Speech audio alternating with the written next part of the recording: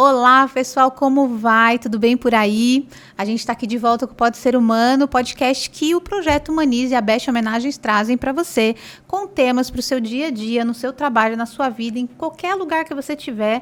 Os temas daqui vão com certeza te ajudar a ser uma profissional, uma pessoa melhor, um membro da família melhor. O assunto de hoje está muito legal. É um assunto que é falado, mas não é feito, gente. Vocês vão ver por quê, daqui a pouco eu vou falar. Eu vou, antes de falar de qualquer coisa aqui, porque agora a gente está fazendo uma coisa muito diferente, que na verdade já devia estar feio fazendo, mas a gente aprendeu ano passado e a gente está pondo em prática, que é a nossa autodescrição. Vou fazer a minha autodescrição e já vou apresentar o nosso convidado de hoje, que você vai amar, eu espero, e você já pode se inscrever no canal, curtir. Eu vou fazer a minha autodescrição. Então, eu sou Viviane, eu tenho 1,60 m. Cada episódio você vai ver que eu vou falar uma altura diferente, porque eu nunca sei exatamente, mas eu tenho 1,58 m mais ou menos, cabelo preto curtinho, sou branca, tô vestindo uma blusa laranja e uma calça jeans. E é isso. E eu vou apresentar para vocês o nosso super convidado de hoje, nosso querido Sérgio Guimarães. Sérgio, muito bem-vindo ao nosso Pode Ser Humano. Eu que agradeço o convite, muito obrigado. Bom, me descrevo? Pode se descrever, faz sua autodescrição e depois a gente vai contar, então, quem é você, o que você veio fazer aqui com a gente. Tá, legal. 1,70 m, branco, acho que uns 65 quilos, lutando contra uma barriguinha aqui, saliente. Né? Que mais? Todo de azul.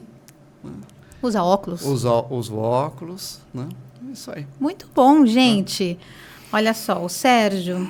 Ele é publicitário, ele é coach, palestrante, designer instrucional, com especialização numa coisa muito legal, que é gerenciamento de estresse. A gente quase não tem isso aqui hoje no Brasil e no mundo. Sim, não sei porque eu fiz essa especialização, tempo perdido. É verdade. É uma grande brincadeira, né, gente? Mais de 25 anos de experiência em treinamentos corporativos e autor desse livro incrível, que eu já comecei a ler, mas não terminei, que é o Método Einstein de Administração do Tempo, que a gente vai falar sobre esse livro aqui depois, não é, Sérgio? Legal. Bom, Sérgio, minha primeira pergunta para você. Eu falei tudo sobre você? Essa bio aqui descreve você? Isso aí. Não faltou nada? Pai da Lívia, da Isabela e da Daniele. 3 garotas. 3 garotas. Muito bem, beijo para as meninas. Olha lá. O Sérgio, é o seguinte, quando eu digo para alguém que eu não tenho tempo para fazer aquilo, opção A, eu sou desorganizada. Opção B, eu sou procrastinadora. Opção C, eu sou mal planejada. Opção D, todas as alternativas estão corretas? Pode ser todas. Pode ser todas. Uma coisa que eu costumo dizer sobre a administração do tempo é que, assim, não é difícil. É um grande desafio. Tá? Mas, assim, tem técnica, tem metodologia, tem ferramenta. Então, dá. Né? Assim, dá para fazer? Dá para consertar, dá para fazer, dá para construir uma agenda bem legal. Agora, errar também é muito fácil e tem muitas alternativas. São todas essas que você falou e, de repente, mais algumas. É verdade, né? hein? A pessoa desorganizada, a pessoa desfocada, a pessoa indisciplinada.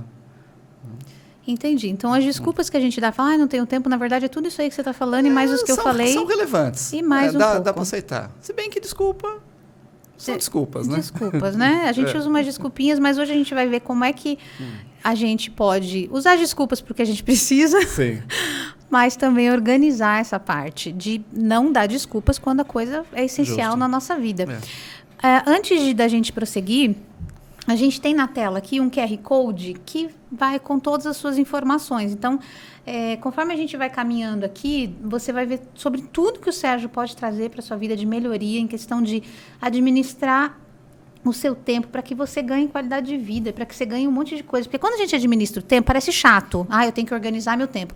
Mas, na verdade, a gente tem um produto final disso tudo, né, Sérgio? E esse QR Code vai te levar lá na página onde você vai conhecer mais sobre o Sérgio, o trabalho dele, essas palestras que ele faz. Então, tá aí em algum lugar da tela. Bom, Sérgio, gente, esse treinamento de administração do tempo é o treinamento mais antigo que tem na área de treinamento. Quando a gente pensa em treinamento... Provavelmente um dos. Gente, sim. E o que acontece? Que as mudanças não acontecem, Sérgio?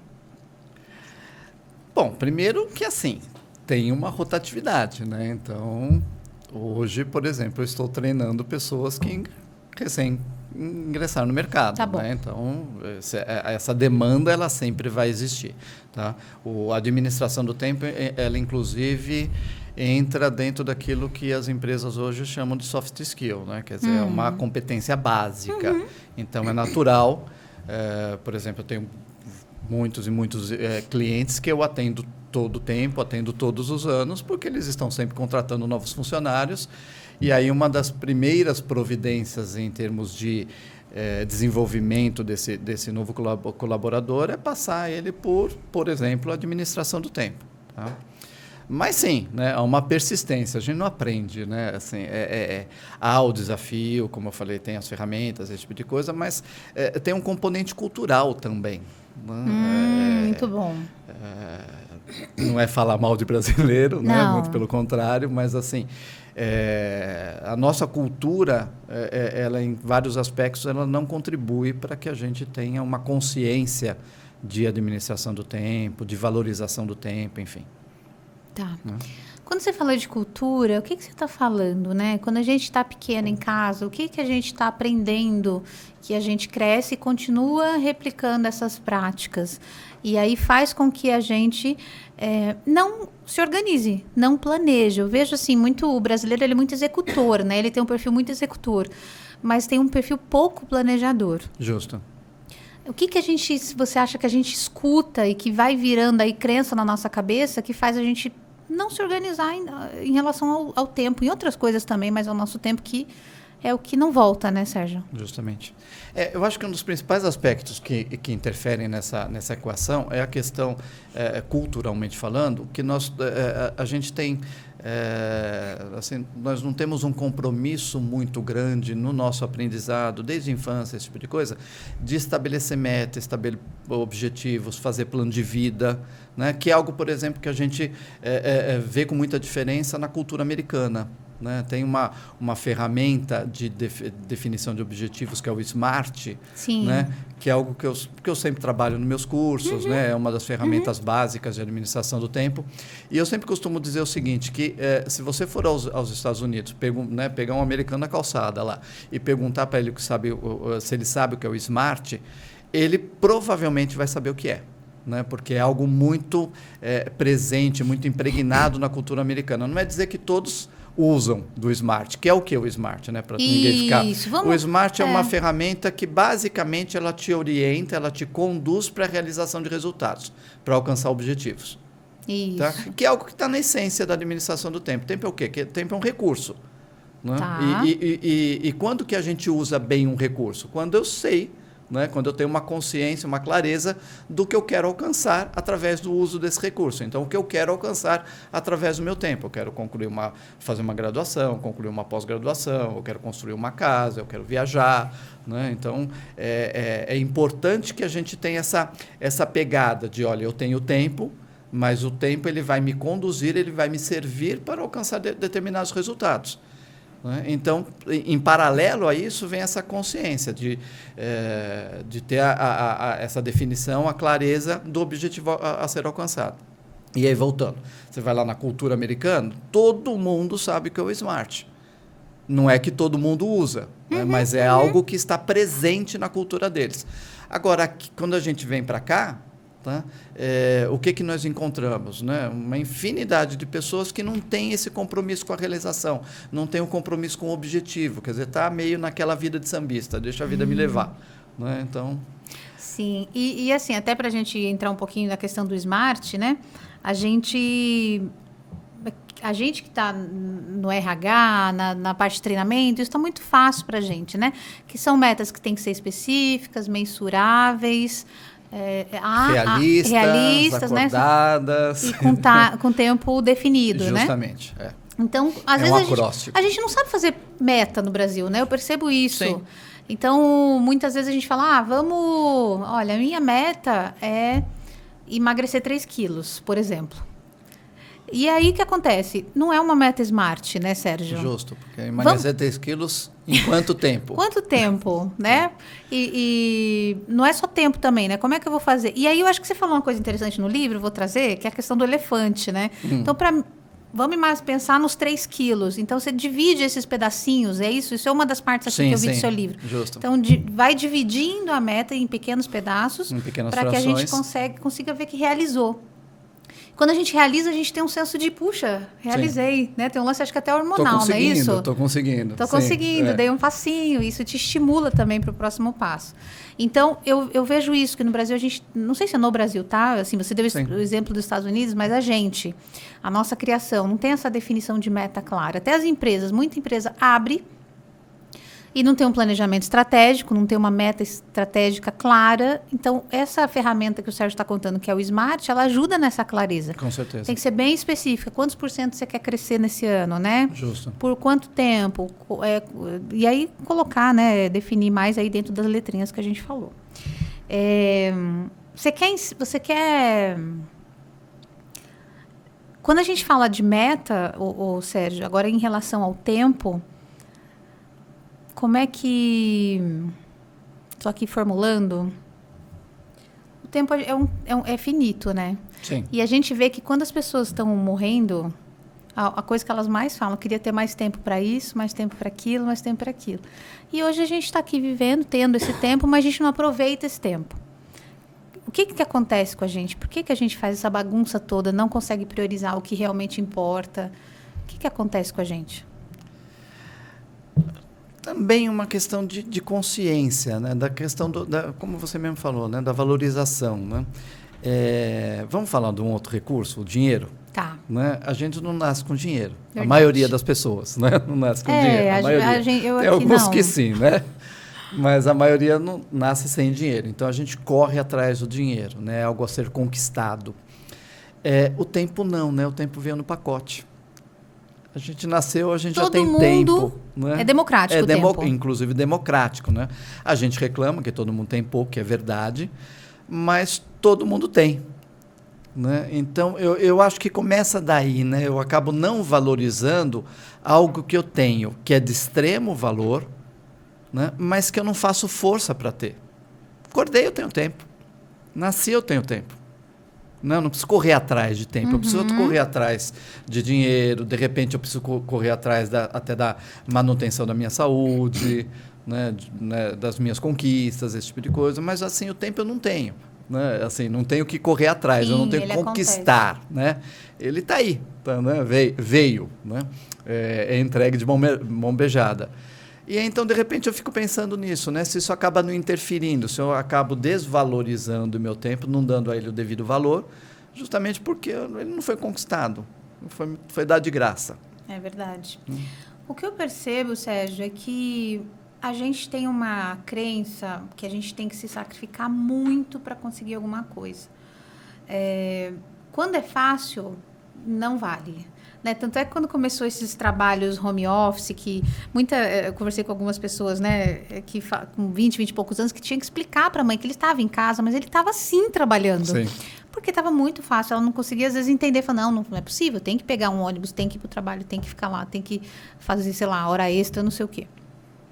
Então, a gente tem uma coisa que eu acho que é uma crença que, se for muito fácil, não tem valor. Então, o que eu vejo as pessoas fazendo muito, né? Eu tenho que trabalhar muito para que seja válido, para que eu seja reconhecido. Então, é uma crença de sacrifício. Se fosse, tipo, 8 horas por dia e você largar a caneta e ir embora, talvez não tenha o valor. Por que a gente... Não sei se você chegou nessa raiz do problema, que eu acho que é meio a raiz. Eu acho também que é um outro problema cultural, outro ranço que a gente tem. Uma cultura eu diria até meio escravocrata. Isso que eu ia perguntar, né? Se tinha relação. Sim. Que faz essa relação, principalmente no trabalho mesmo, como você está falando, de que vale mais o tempo que você compromete com o trabalho do que os resultados que você entrega. E a nossa cultura da jornada de 8 horas de trabalho, que é 8 horas, olhe lá, né? Porque para muita gente é muito mais do que isso. Para todo mundo é muito mais do que 8 horas, porque eu acho bastante razoável, extremamente correto, a gente considerar também o tempo que você, para trabalhar fora, não no home office agora, né? você usa se deslocando. Claro. Né? Então, por exemplo, se você sai de casa, leva 2 horas para chegar no seu ambiente de trabalho, na sua empresa, depois outras 2 horas para voltar, já são 4 horas que você também comprometeu com o trabalho. E na empresa você fica mais 8 horas, então, na verdade, você trabalhou 12. Sim. Né? Então, esse tempo, a gente tem essa cultura, essa coisa assim de considerar, de levar mais em conta o tempo que você compromete com o trabalho, não o que você está realizando. Né? Tanto que, na grande maioria das empresas, se uma pessoa for capaz de realizar em menos tempo, ela não tem permissão, né, liberdade para virar e falar, olha, eu já terminei, posso ir embora para casa? Né? O que eu tinha para realizar hoje, eu já realizei, aliás, eu até bati a meta, eu superei, eu fiz muito mais do que estava proposto, ainda são 4 horas da tarde, eu posso pegar, né, sair mais cedo? Pega mal isso aí. Não pode. Fala, mas como? Ir embora mais cedo? Hoje está mudando, mas assim, muito, muito, muito devagar. Né? Estamos construindo agora essa cultura de entrega, né, de qualidade. Que é o que faz sentido. Que é o que faz sentido. Porque a pessoa está lá presente, passando das horas. Na verdade, eu não sei se tem alguma pesquisa, Sérgio, da produtividade da pessoa após X horas de trabalho. Não, quanto mais você trabalha, menos você produz. Aliás, essa é a definição de produtividade. Né? O que é ser produtivo? É você realizar com menos recurso. Realizar mais com menos recurso. Aí vamos falar do recurso de tempo. Se você precisa realizar uma quantidade cada vez maior de tempo para realizar a mesma coisa, você está sendo improdutivo. Aí você tem uma outra pessoa que na metade do tempo faz a mesma coisa, ela está sendo produtiva. Só que aí tem essa questão da cultura. Falar, poxa, mas você não pode fazer em menos tempo, porque o compromisso aqui é que você fica até 6 horas. Você tem que, ou às 8 horas, você tem que bater o cartão de pontos, você não pode sair antes. Quer dizer, então, a cultura ela acaba criando um viés, ela premia, ela reconhece aquele que é improdutivo, que fica trabalhando mais. O que faz hora extra, o que fica até mais tarde, o que, né? Sim. Sabe, aquele que é o primeiro a chegar, o último a sair, fala, esse cara é comprometido. Olha, inclusive é o que veste a camisa, né? É o que eles falam, quem veste a camisa é essa pessoa. Isso, né? E aquela coisa do... como que é o termo? Workaholic. Sim. Né? Workaholic mas é glamuroso, né? É glamuroso. Mas você falar que você é um workaholic. Sim. Até você ser internado com burnout. Justo. Né? Eu acho que eu conto no meu livro um caso de um cara que eu conheci num treinamento que ele veio, né, no intervalo do curso, ele veio contar para mim a história dele, que ele tinha sido workaholic durante muitos anos. Aí ele virou assim para mim e falou, cara, mas eu vou te falar a verdade mesmo. Por que eu era workaholic? Porque o meu casamento estava muito ruim. E eu ficava na empresa porque eu não queria voltar para casa, porque eu chegava em casa, eu e a esposa assim, a gente não estava se dando bem, não sei o quê, a gente discutia, então era péssimo. Aí eu ficava na empresa. E aí ele acabou sendo rotulado como workaholic, todo mundo, olha, o cara como ele é comprometido, fica até mais tarde, não sei o quê. Ele falou, eu acabei gostando. Claro, mas aí que tá, tem uns ganhos, né, Sérgio? Sim, A gente fala muito, nossa, agenda cheia, nossa, não posso não ter agenda. Tem um ganho que você tem com isso. No caso dele, estar fora de casa era um ganho. E ele acabou criando, né, uma imagem, né, porque ninguém sabia dos problemas pessoais dele, ele acabou criando uma imagem que ele era comprometido com a empresa. Tá? Mas aí o que acabou acontecendo? Ele acabou se separando, né? Foi cada um para o seu lado, ele foi reconstruir a vida dele, conhecer uma outra menina, não sei o que e tal. Aí ele não queria mais de jeito nenhum. Olha só. Ficar trabalhando até mais tarde. Ele falou, não, desisti disso aí. Tá? Então, sempre eu fico... Quando me aparece essa pessoa comprometida, workaholic e tal, sempre olho meio assim, de atravessado para falar, é realmente alguém comprometido, né? Ou só está usando um termo mais assim, pomposo, para esconder uma falta de produtividade, uma incompetência, né? Eu acho que sempre tem um ganho grande por trás. Sim. Ou seja, o ganho de imagem que você tem, como as pessoas falam, nossa, você viu como ele... Nossa, o menino saiu daqui meia-noite, você viu? Aquilo para ele, de alguma forma, é um benefício, pelo menos naquela época da vida. Talvez depois, lá na frente, ele vai avaliar e vai falar, não era um benefício, né? Eu podia ter feito outras coisas, Sim. né? E há casos e casos. né? Sim, Também, né? sim, claro, nunca dá para generalizar, né? Sim. Mas eu acho que sempre existe um benefício, algo que a gente quer evitar e algo que a gente acaba conquistando com aquela postura Justo. de ser a agenda cheia, né? De estar com a agenda lotada o tempo inteiro. Então, tem alguma coisa que eu quero evitar de voltar para casa, Sim. ou quero evitar de ir para academia, ou quero evitar de qualquer coisa. Não, eu tenho que trabalhar, né, para fugir da academia. Em São Paulo, por exemplo, eu quero evitar o trânsito, Sim. então eu vou ficar até um pouco mais tarde para Sim. E essa coisa da glamourização da agenda cheia? A gente ainda vê muito disso, mas eu acho que eu queria tentar desconstruir isso com você, sabe? Essa glamourização, porque eu acho que ela é meio de fachada só, é um glamour, mas é uma coisa que dentro está mais vazio. Eu queria desconstruir essa coisa com você, se fosse possível. Sim, não, super concordo com você, né?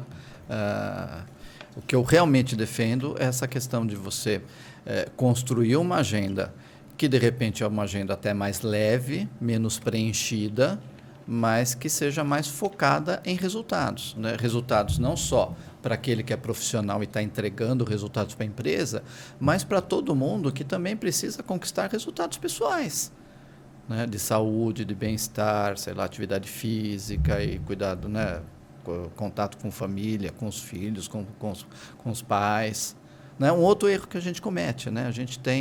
A grande maioria das pessoas tem uma agenda profissional, quer dizer, então assume essa formalidade de comprometer o tempo com entregas profissionais e não tem uma agenda pessoal. Né? Não assume compromisso com o filho. Né? Quer dizer, então tem muita gente que fala, putz, meus filhos cresceram e eu não vi os filhos crescerem. Né? Mas por quê? Porque você não, a pessoa tomou o cuidado de comprometer o tempo dela com a entrega, com o trabalho, mas não tomou o mesmo cuidado de comprometer o tempo com o filho, com a filha, com o relacionamento com a família, enfim. Sim. E quais são os âmbitos da vida que a gente deveria ter uma agenda? Se a gente imaginar hoje, né? Vou separar as minhas agendas de vida, como que seria, né?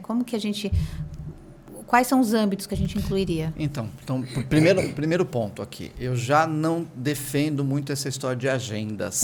Tá? Quando era conveniente, interessante, mais prático, de repente eu até trabalhar com pelo menos 2 agendas, a agenda profissional e a agenda pessoal.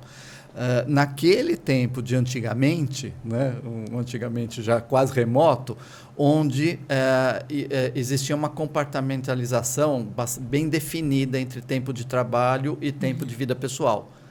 Né? Quando dava 6 horas lá, você batia o cartão de ponto, falava, vou embora para casa, acabou o trabalho. Hoje você já está em casa, né? Hoje o que acontece? Hoje, ou você já está trabalhando em casa no home office, ou mesmo que você deixe o ambiente físico da empresa, o trabalho te persegue por conta da mobilidade, da conectividade. Né? Você está em casa no final de semana, um chefe liga, você recebe um e-mail, recebe uma mensagem instantânea, esse tipo de coisa. Quer dizer, não existe mais essa distinção entre vida profissional espaços, né?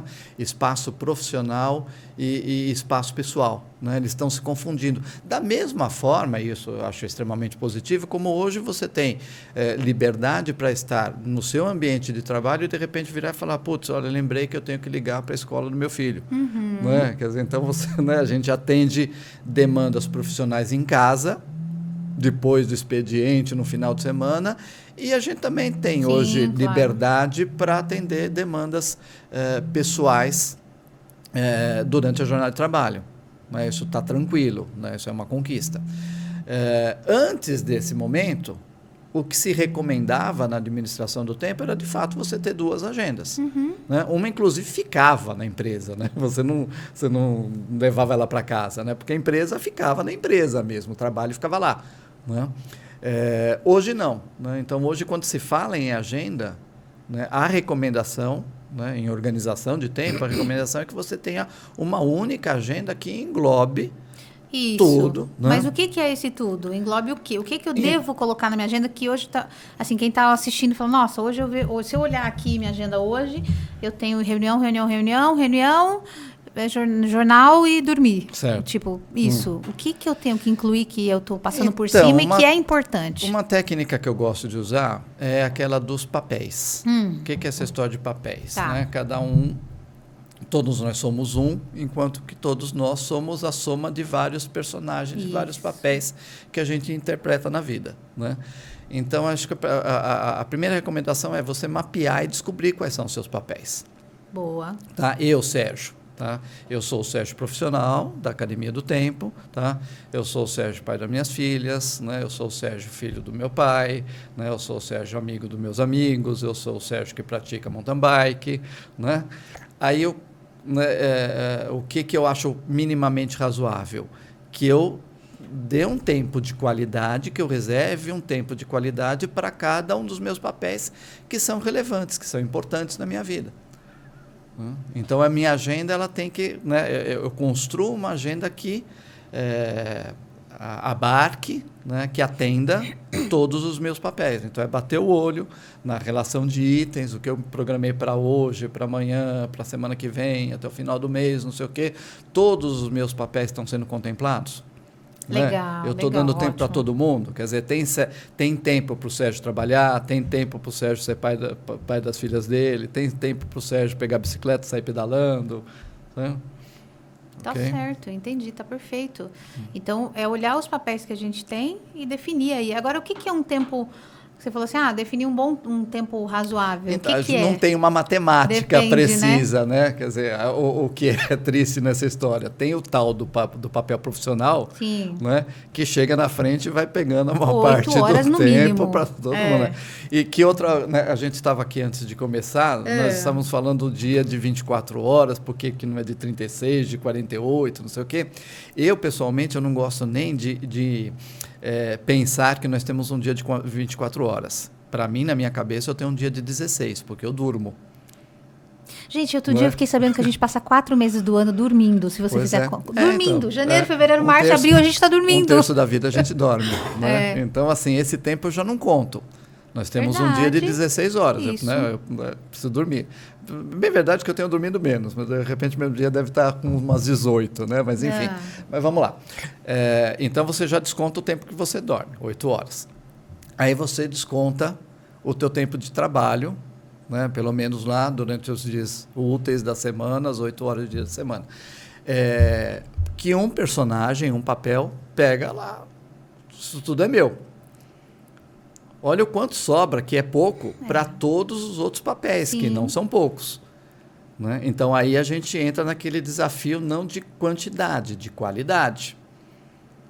Eu dedico, né, porque é assim que a vida funciona, né? Eu acabo dedicando menos tempo para as minhas relações sociais, né, para filhos, para pai, para amigos, até mesmo para mim. Né? Mas esse tempo que é menor... eu faço questão que seja um tempo de qualidade, que seja um tempo intenso. Tá certo. Presença, né? Presença. E não ficar com o celular enquanto Pois é. a gente está com as pessoas. Justo. Eu estava passeando no shopping esse fim de semana e, assim, me dá muita tristeza quando eu vejo, por exemplo, uns pais com o filho que realmente teve a agenda de serviço a semana inteira. Então, no fim de semana é aquele momento que você tem, né? E tá todo mundo comendo e a criança... com o celular. Eu acho uma pena, na verdade, porque é um tempo que você poderia estar conversando, podia estar ouvindo seu filho, né, seu esposo, seu marido. Mas eu fico triste, assim, quando eu vejo uma criança com um celular no momento que é raro. Justo. Que é difícil, né, estar junto. Sim. É o que você falou, o profissional rouba a maioria do tempo, né? E falando em roubar... quais são os ladrões do tempo, assim? O que a gente acaba passando... durante o nosso dia, que rouba nosso tempo, a gente nem percebe. Então, tem uma lista grande. Tem os ladrões, os trombadinhas, tem, os... tem todos eles, Sim. E dá para dividir, tá? Então, vamos criar 2 grandes grupos. Tem aqueles que eu chamo que são os desperdiçadores internos e tem os desperdiçadores externos. Tá? Externos são aqueles sobre os quais a gente tem muito pouco o que fazer contra. Os externos. Os externos, tá? Então, por exemplo, trânsito. Tá? Tem alternativa. Tá? Eu levo 3 horas para ir, 3 horas para voltar, para trabalhar, não sei o quê. Quais são as alternativas? Eu posso mudar de empresa, né? Mudar de emprego, buscar algum lugar que seja mais próximo de casa, ou posso mudar de endereço, né? E morar mais perto do trabalho. Que vamos ser realistas, tá? Não deixa de ser uma solução, mas é uma solução que poucas pessoas têm alternativa, porque de repente você trabalha na região da Paulista. Tá? Dá mais nível operacional. Para quem não é de São Paulo, aqui, né? Mais ou menos explicar. Você trabalha na Paulista, que é centro de São Paulo, região nobre de São Paulo, carésimo. Né? Provavelmente, se não o metro quadrado mais caro de São Paulo, um dos. Né? E aí você mora na Zona Leste, 20 quilômetros. Né? Tem metrô, mas metrô lotado, não sei o quê, tá, vai pegar a Radial Leste, né? Aquele trânsito infernal, esse tipo de coisa. Não, vou me mudar para a região da Paulista. Vai ver lá quanto que é o imóvel, qual é o aluguel. Tá? Então, para a grande maioria das pessoas, não é uma solução viável. Verdade. Tá? Então, vamos ser realistas. Esse é um lado perverso da administração do tempo. Né? Quando você tem um melhor poder aquisitivo, você acaba tendo mais recursos, sim, para viver melhor o seu tempo, organizar ele melhor, esse tipo de coisa. É verdade. Tá? É verdade. Então, tem lá a questão, por exemplo, tem trânsito, interrupções, né, interrupções externas, desde ruído, movimentação, aqueles ambientes compartilhados, 20 pessoas trabalhando na mesma sala, esse tipo de coisa, pessoas falando, o telefone tocando, esse tipo de coisa, né, acaba interferindo na tua atenção, acaba fazendo com que o seu trabalho renda menos, vai interferir no uso do teu tempo. Tá? Então, eu recomendo, no mínimo, mapear. Né? Porque, então, olha, eu estou desperdiçando, eu estou perdendo, estão me roubando tempo aqui e ali, mas aonde? No trânsito, nas interferências externas, imprevistos. Né? Pega, por exemplo, profissionais da área de vendas. Qual que é o meu foco aqui, meu objetivo durante a minha jornada de trabalho? É atender cliente, é prospectar, esse tipo de coisa.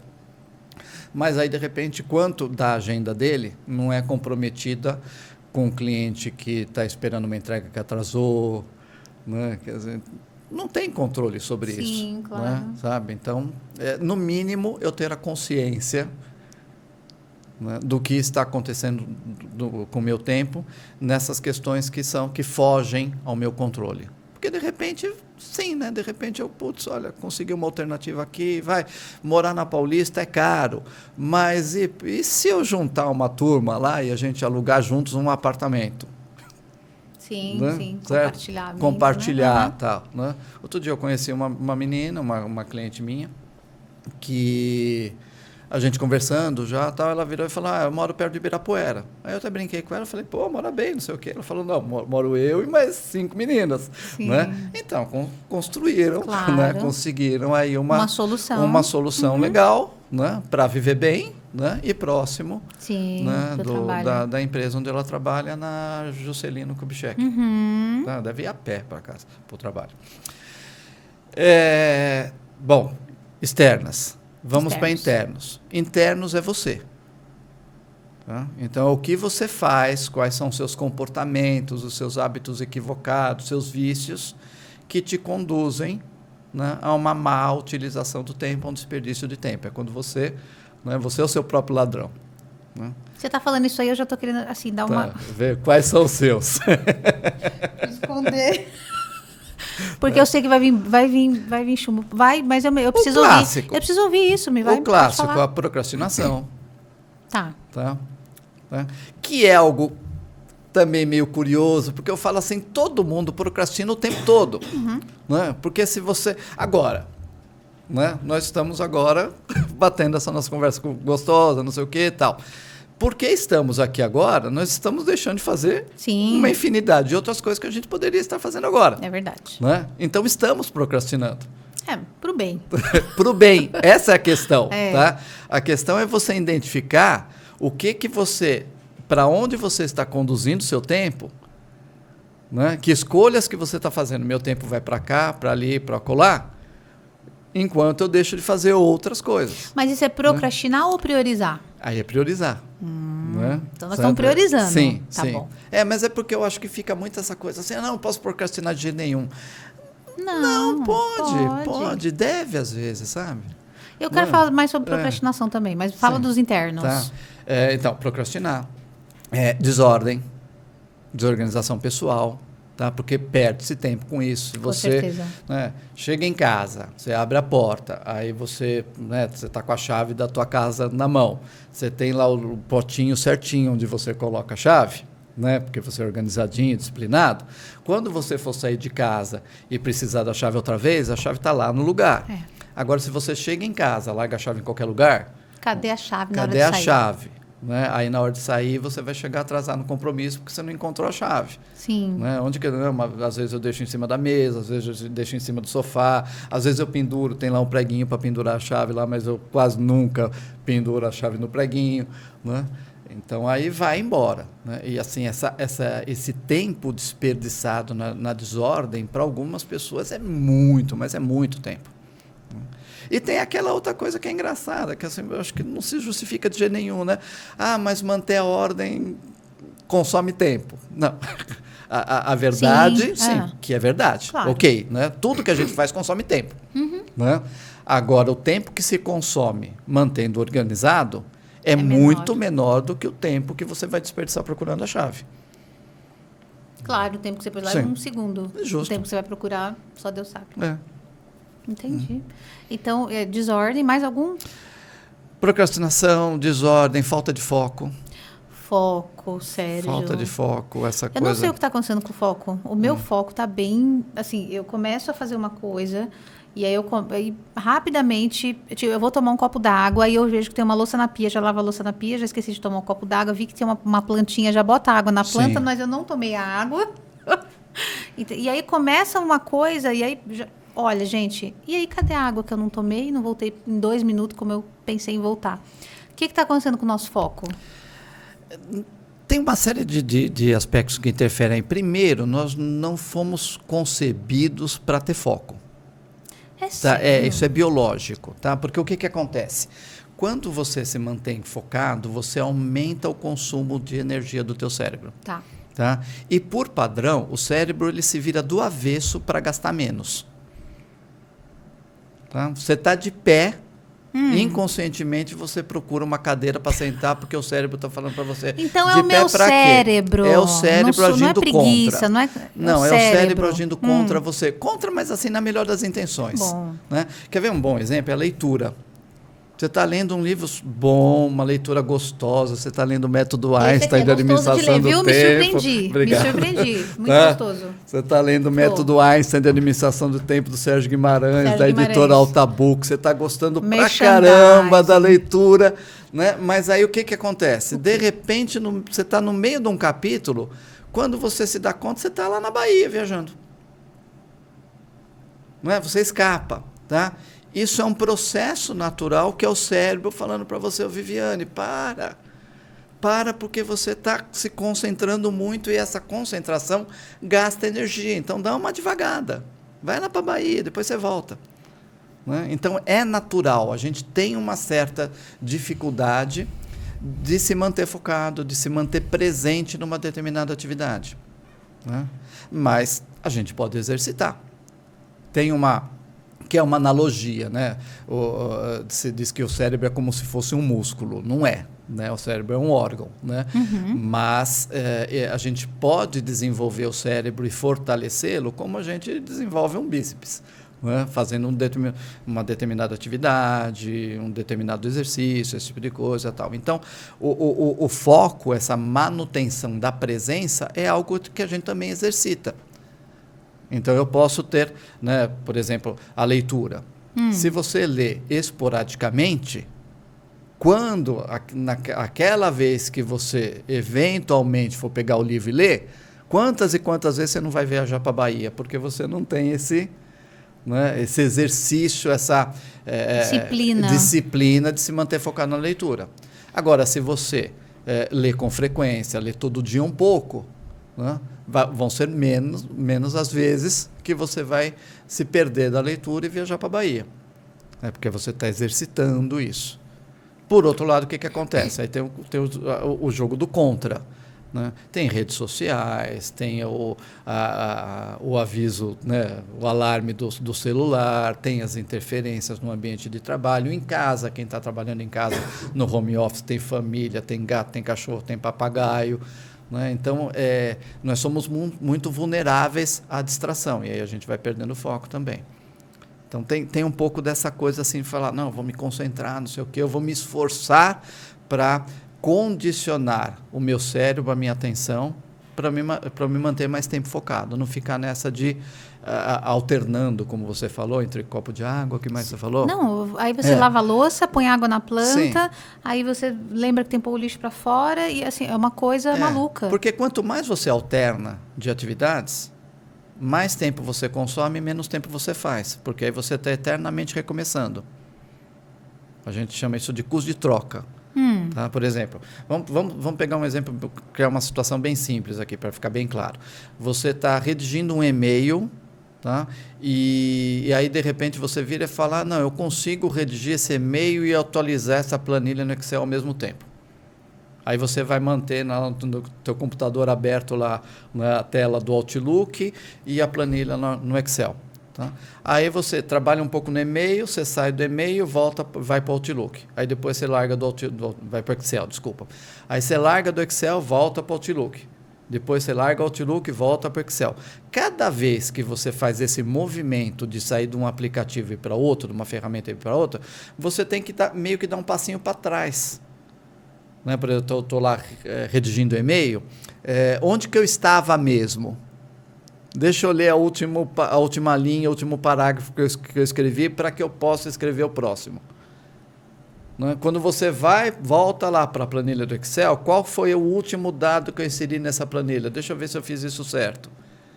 Agora, se você vira e fala, não, eu vou fazer uma coisa por vez, você senta e redige o e-mail, você redige o e-mail de carreirinha. Então, para produzir melhor, a gente deve se educar a fazer dessa forma. Uma coisa por vez. Uma coisa por vez. Sim. Outro dia eu li, Sérgio, que a gente tem 1000 pensamentos por minuto. Então, a cabeça da gente, eu acho que cada vez mais estimulada, né? Você falou das redes sociais, não para a cabeça, né? Não para um minuto. Sim. Então, eu acho que esse exercício do foco tem sido cada vez mais difícil, Sérgio. Então, você está me dizendo para eu sentar e me esforçar, porque eu tenho que me esforçar para terminar uma coisa, porque senão eu realmente quero pular para outra. Sim. Porque talvez fique um pouco mais complexo, eu quero evitar aquela complexidade naquele momento, não quero sofrer, quero reduzir energia, então pulo para o outro que acho que está mais fácil de fazer. É isso que a gente acaba fazendo. Aí que é um truque, né? uma dica. Tem o celular. Né? Que é um assim, é uma bênção, mas é uma maldição. Então, mas vamos pegar o celular ao lado bênção, né? Porque ele é ótimo para tirar a nossa atenção. Ele é tudo. Mas o celular tem um dispositivo que é sensacional para manter você focado, que é o timer. Tem umas ferramentinhas, né? Então, assim, tem aplicativo para isso, mas assim, nem precisa buscar aplicativo na loja de aplicativo, não. Você pega, vai lá no timer, e aí você vira e fala, olha, agora eu vou ler. Tá? Marca lá meia hora. Tá. E deixa lá programado. E aí você assume esse compromisso. Durante essa meia hora, né, eu vou, né, até que toque lá o alarme, eu vou ficar concentrado, eu vou ficar focado, eu vou ficar entregue na leitura do livro. Né? Tenho que trabalhar num projeto, tenho que trabalhar num trabalho da minha pós-graduação. Mas meia hora. Meia hora é um período bom. Tem até uma técnica chamada técnica do Pomodoro. Conheço. Né? 25 minutos, né? São 25 minutos e depois tem uma outra 25 minutos e 5. Né? Você fica lá 25 minutos focado e depois você pega mais 5, que eu acho que é o pulo do gato da técnica, que é a pausa, que é justamente para quê? Para arrefecer o cérebro. Não falei que o cérebro cansa. Né, de se manter focado? Então, você trabalha lá 25 minutos focado, entregue, presente na atividade. Depois, você pega 5 minutos para tomar aquele copo d'água. E tem que tomar um copo d'água, tem que tomar né? um copo d'água, regar a samambaia, sabe? Brincar com o cachorro, Sim, enfim. sim. Né? Esse negócio da leitura é uma coisa interessante, né? Essa falta de foco, essa doideira que fica no cérebro da gente o tempo todo, até por conta de muito estímulo. Outro dia eu estava assistindo o Paulo Musi num podcast, algum aí, e ele estava contando uma coisa muito interessante que eu nunca tinha visto, que a leitura, ela é excelente para desacelerar o cérebro, porque você fica focado em uma coisa. Sim. Então, aquele, assim... É quase uma meditação. É. E aí você vai diminuindo não é rotação, frequência do seu cérebro. Então, antes de dormir, é uma coisa muito bacana de fazer, porque você vai diminuindo a frequência do seu cérebro para até você conseguir dormir. Senão a gente vai dormir e a gente fica pensando, né? Ah, mas amanhã será que eu tenho que fazer aquilo? Tenho que fazer aquilo outro? Tenho que mandar e-mail para não sei quem. Puxa, amanhã eu vou ter o Sérgio lá. Nossa, eu devia ter incluído essa pergunta aqui no sim, nossa, sim. essa pergunta. Será que amanhã eu vou lembrar dessa pergunta? É. Ai, meu Deus, não sei o quê. Ai, olha, que doideira. E a gente tem que se policiar, né? Tem a meditação, mindfulness, né? Que pregam isso e recomendam. Uma coisa que eu já comentei, né? Eu gosto de pedalar. Né? E algo que eu procuro evitar, mas é bem o que você falou, muitas vezes é inevitável, quando a gente percebe já foi, né? Quando eu estou pedalando, eu quero estar pedalando só, assim, esvaziar a cabeça, né? Assim, ficar prestando atenção em quê? Né? No cara que está pedalando na minha frente, no percurso, né? Muitas vezes eu faço trilha, então eu quero, poxa, se eu saio de São Paulo para ir no meio do mato, achar uma trilha para pedalar, não quero fazer isso, ficar pensando em trabalho. Claro. Né? Então, mas assim, a gente tem que manter uma certa vigilância, né? Porque o pensamento vem, de repente eu estou lá no meio da trilha, fazendo a trilha, um lugar bonito, não sei o quê, na beira da represa, e me vem pensamento de trabalho. E tem estratégia para a gente voltar para o eixo? Sim, puxa e fala, não, deixa para lá, trabalho, eu penso amanhã. É isso. Simplesmente. Tá bom. E o Sérgio, quais são as ciladas? Tipo, celular corporativo, é uma cilada, Bino? Sim, sim. É uma cilada? É uma cilada, Então, quando eles falam, nós temos como benefício o celular corporativo. Isso não é um benefício, então? Não deixa de ser, não deixa de ser. Mas por que é cilada? Porque queria ser... Uma coisa que eu sempre gosto de falar, assim, não é porque nós podemos estar conectados o tempo todo que a gente deve. Né? Então, assim, o celular corporativo é uma das ferramentas, é um dos instrumentos que cria essa condição de que você está conectado e disponível o tempo todo. Né? Não, isso faz mal, isso assim não contribui muito pouco para que você seja mais produtivo, que você faça mais entregas. Não tem, assim, isso tem que partir de nós, como tem que existir essa consciência na empresa, que assim, poxa, eu te contratei para me fazer uma entrega, para me, né, criar um valor. Mas, putz, eu tenho que respeitar que o teu período, o teu tempo, tem que ter uma hora que você saia daqui e esqueça que a empresa existe, que o trabalho existe. Né? Agora, leva o celular para casa. Né? Aí toca 10 horas da noite, você está lá assistindo novela, está jantando, está brincando com os filhos. Sinceramente, eu não vejo onde se ganha nisso. Não tem ganho, então, Sérgio? Não tem. Muito bom saber. Tem um livro muito bom, não saiu uma versão dele em português, que é Dormindo com Seu Smartphone. Que foi se eu não me engano, a Boston Consult Group, que foi assessorada por uma psicóloga que trabalhou várias equipes de consultores, que todos eles tinham esse negócio de estar 100% do tempo conectados, comprometidos com o trabalho, com a empresa, não sei o quê, a ponto de, sabe, primeira coisa de manhã quando acordava era olhar o celular se tinha mensagem, e a última coisa que fazia antes de deitar era olhar o celular de novo se tinha mensagem. No banheiro levava celular, esse tipo de coisa. E aí essa consultora fez um trabalho gradativo com esses consultores, afastando eles do celular, desconectando esse tipo de coisa.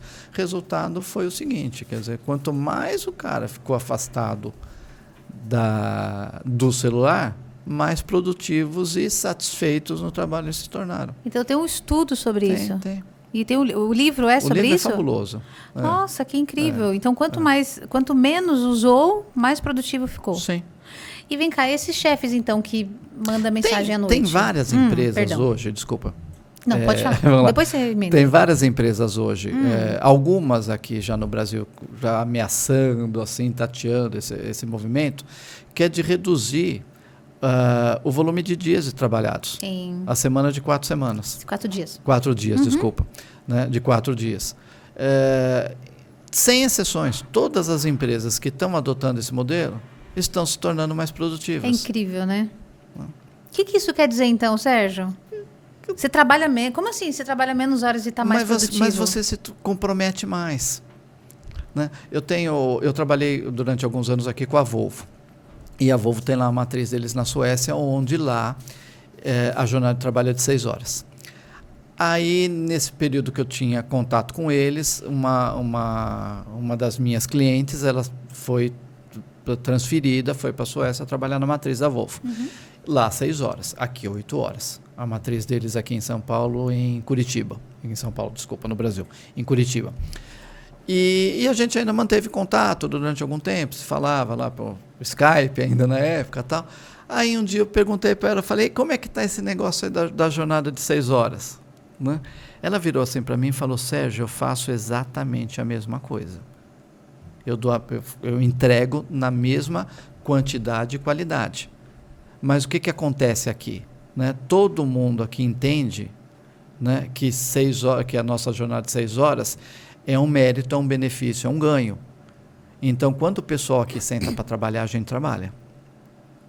Então, não tem conversinha, não tem né, aquele, vou tomar um café social. e fico meia hora para tomar o café, não sei o quê. Não, a pessoa entra, abraça lá o desafio, pega lá o que tem para fazer, cumpre a agenda e trabalha.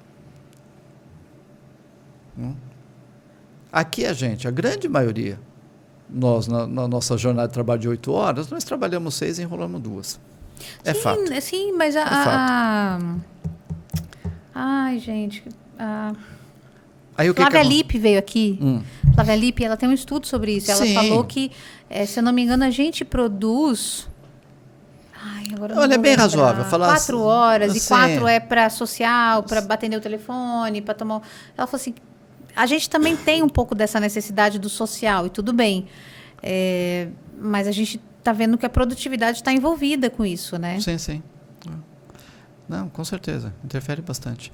Tem a questão, em algum ponto lá atrás, eu ia fazer essa colocação. Tem o funcionário que se ausenta do trabalho, que falta. Né? É o absenteísmo, né? E tem aquele que vai trabalhar e fica fazendo de conta. Esse é o presenteísta. Né? O termo é esse. Né? E aí o que acontece?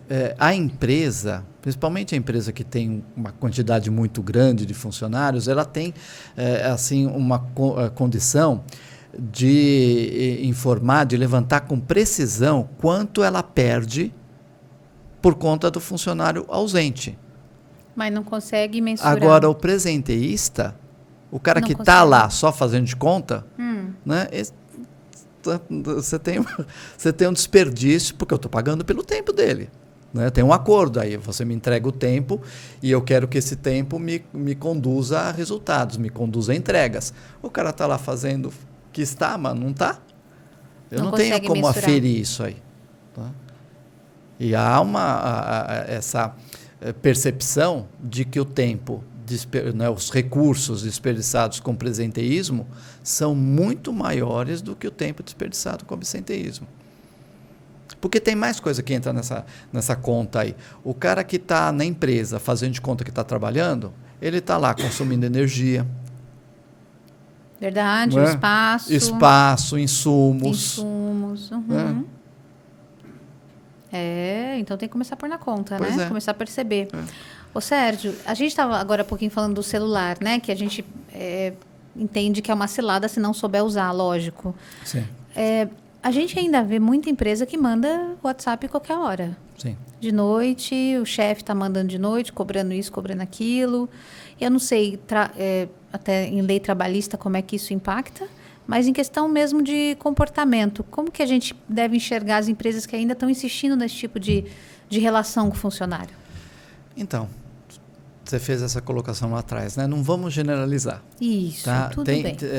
Há, sim, ramos de atividade, algumas profissões, onde, ok, por mais inconveniente, inadequado que seja, nós vamos entender que essa possibilidade de estar conectado o tempo todo, ela acaba sendo benéfica, ela acaba trazendo ganho, que é para quem? Para profissionais de medicina, né, gente relacionada a atendimento, enfim. Tá? Mas mesmo nesse caso, né, acho que deveria ter uma certa parcimônia, um certo bom senso, esse tipo de coisa. Para todos os outros exemplos, eu acho que não tem, sabe? Quer dizer, é bem essa coisa, a gente estava falando disso lá atrás, né, do tal do comprometimento. Não, poxa, se eu entreguei, se eu cumpri o acordo, né, você comprou, né, porque é isso, né, a empresa compra uma parcela da tua vida, ela paga pelas tuas horas. Sim, é verdade. Né? Se eu cumpri esse acordo, eu entreguei essas horas, né, essas horas se transformaram em resultados, gente, para que vai me ligar 10 horas da noite se eu estou assistindo novela em casa? Estou com a família. E o que a gente deve falar para essas pessoas que ainda fazem isso, chefe? Para, gente, para com gente. isso. Para com isso. Para com isso. O que você está falando? Para com isso. Para com isso. Não faz sentido, então. Aqui eu desconheço de causas trabalhistas. Aqui aonde? Aqui no Brasil. Mas no exterior eu já vi vários exemplos. Né? Parece que na França é terminantemente proibido. Assim, não pode. Não pode entrar em contato com um funcionário fora do expediente de trabalho, a não ser naqueles casos que, né? Claro. Tá certo, gente, claro. O Sérgio, quando tudo é urgente, que eu acho que é urgente, né? Na verdade, eu acho. E quem tá ouvindo a gente fala, ai meu Deus, mas lá no meu trabalho tudo é urgente. Comigo não dá porque é tudo urgente. Tudo é urgente. Como é que eu priorizo? Como é que eu sei dividir? O que é urgente, na verdade, e o que não é urgente, que dá para eu fazer depois? Como é que eu separo isso aí? Tá, então vamos lá. Isso é complexa. É complexo. Por isso que você está aqui, Sérgio, especialista. Vamos lá, vamos ajudar. O que acontece? Primeira coisa, então, vamos lá. São dois diferentes modelos de gestão. Tá? Tem, então, quando eu estou muito focado, muito comprometido, muito consumido com as urgências, com as encrencas, com as crises, com os imprevistos, aí eu falo o quê? Que você tem um modelo de gestão que é gestão por crise. Né? Então, a tua vida é resolver a encrenca. Tá? Aí, a alternativa a isso é o quê? É o modelo de gestão por resultados. Então, a minha agenda é o quê? Ela é construída, o meu tempo é direcionado a gerar resultados. Né? E o tempo é um só. Enquanto eu estou fazendo uma coisa, eu não faço outra. Falamos isso lá atrás. Tá?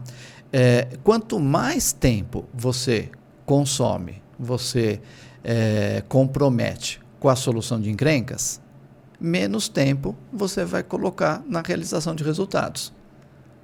Né? Então, assim, quem hoje olha para a sua agenda, olha para o seu dia e fala, né, faz esse balanço e chega nessa conclusão, putz, meu tempo, meu dia, a minha vida é só comprometida com resultados, gente, você tem que virar a chave. Não tem fórmula mágica, não vai virar e falar, não, então só porque eu vi o podcast do Sérgio lá, então ele falou que eu não vou mais olhar para encrenca, então a partir de hoje eu não olho mais para encrenca. Não, se você tem a agenda muito consumida com encrenca, então eu vou ir trabalhando gradativamente, reservando o que eu conseguir do meu dia, que seja 15 minutos, meia hora, uma hora, falar, não, eu vou gradativamente conduzir o meu tempo. Para resultado. Conduzir a minha agenda para resultados. Entendi. Então, a gente vai... Hoje está cheio de incêndio para apagar. Sim. Então, o que eu devo fazer é, cada dia, separar um tempo, pelo menos, para construir resultados. Para resultado. Porque daí eu vou diminuindo essa coisa da urgência. É isso Sim, que vai acontecendo. Justamente. Outra coisa que acontece é, de novo, a questão cultural. Tá? Sei lá o que acontece com a gente, que a gente tem essa supervalorização do resolvedor de encrenca, do apagador de incêndio. Claro. Né? Ele aparece mais. Ele aparece mais. Sim. Só que o que é bastante importante perceber é o seguinte, quando você resolve uma encrenca, você só fez isso, você não gerou resultado.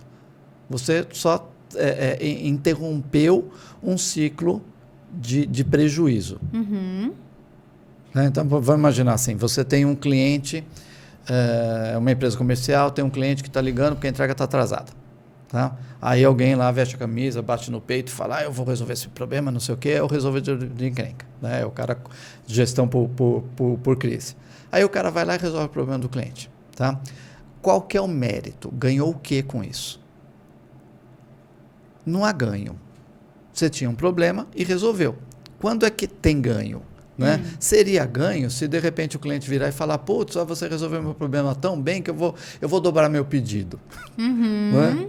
Certo? Então aqui, né, eu quero mais do que eu comprei. Não acontece. O cliente fala, não, aquilo que eu comprei você entregou, acabou. Sim. Né? Então não houve um acréscimo, né? Não houve o tal do ganho. Né? Mas a gente não sei. O que acontece na nossa cabeça é que a gente visualiza isso. Não, resolvi o problema, eu ganhei. Não ganhou nada. Você só parou de perder. Ixi, pessoal. O pessoal ficou triste agora. Não tá todo mundo achando que tá arrasando, que é super-herói, mas na verdade... Não é. Né? Então, e bem que você falou, esses são os que aparecem mais, sim, os resolvedores de problema. Né? Porque, de repente, aí vamos comparar. Aí você tem, na mesma empresa, você tem o outro cara que está sentado lá num cantinho, quietinho, né? Fazendo o trabalho dele direitinho, bonitinho, não sei o quê. Ele está realizando. Mas não está correndo pela empresa, para cima e para baixo, gritando, gesticulando, tem que fazer entrega para o cliente, não sei o quê. Não, ele está lá produzindo, entregando, mas está quietinho no canto. Então tem muito essa questão da imagem também. É uns comportamentos que a gente aplaude, né? Sim. Eu acho que até essa questão, quando se fala de cultura, a gente acaba aplaudindo esse comportamento, por isso que ele se repete tanto. Sim. Eu acho que a partir do momento que a gente, como empresa, começa a aplaudir o resultado, né? Aplaudir o que está dando mais certo do que o que está fazendo toda essa bagunça, né? Tudo bem, vai resolver e tudo. Mas ou aplaudir igual, ou aplaudir... Aí a gente talvez comece a mudar um pouquinho. Sim. O problema é que eu acho que a gente aplaude muito esse tipo de... Com certeza, sem dúvida nenhuma. E tem também a questão da ordem da execução das atividades. Tá? Deixa eu ver se eu consigo construir um exemplo bem simples aqui. Mas vamos imaginar que você tenha na tua agenda uma parcela de tempo que você quer dedicar à realização de resultados e você olha para a tua agenda, você tem uma encrenca também, um problema para resolver. Sei lá, uma conta atrasada, você esqueceu de pagar a fatura do teu cartão de crédito. Que diferença vai fazer você pagar essa fatura, né, que está atrasada, que é encrenca? Se você deixar mais um dia, vai incidir mais juros, mais multa, não sei o quê. Que diferença fará naquele dia você pagar essa fatura às 8 horas da manhã, às 8 horas da noite? Mas eu acho que eu não ficaria em paz, eu ia ficar alucinado o dia inteiro. Então, mas é que você está errada. Aí eu tô errada. Tá? Porque não é você e a grande maioria do mundo das pessoas que faz o errado, né? Quem vai conseguir redigir um e-mail com a fatura? Qual que é o risco que você corre? Qual Sim, que é o risco? Boa pergunta. Vamos lá. Se você coloca a fatura né, a fatura e os outros meia dúzia de probleminhas que vão surgir no dia, se você coloca eles na frente, você vai potencializando, vai aumentando cada vez mais o risco do dia seguir inteiro assim, só comprometido com encrenca, o dia acabar e quando você olhar para trás você fala, putz, eu não consegui reservar meia hora do meu dia para construir resultados. Então é melhor eu deixar as encrencas para o final? Encrenca fica para depois. Gente, Sérgio... Claro! Eu vou conseguir fazer isso? Primeiro eu construo resultados, depois eu resolvo encrenca. Evidente as encrencas que pode esperar. É outra coisa que é da nossa cultura, que é a história da urgência e da emergência. Tá? O que é urgência? Urgência é aquela situação grave que precisa de uma solução, mas que mesmo sendo grave pode esperar. O que é emergência? É aquela situação que é grave e não pode esperar de jeito nenhum. Tá. Se você abre a tua agenda, você começa o teu dia, você tem uma emergência. Emergência. Tá? Agora, se você abre o seu dia, você tem 3, 4 urgências, deixa as urgências para depois. Primeiro produz resultados. Primeiro você ganha o seu dia. Eu uso muito esse termo. Primeiro você ganha o dia. Eu gostei muito disso também. Então, assim, o que eu tenho para fazer hoje que vai me gerar resultados? Sei lá, eu estou escrevendo um livro. Né? Então, primeiro eu vou sentar e vou escrever, vou terminar o capítulo 1, 2 ou 3. Certo?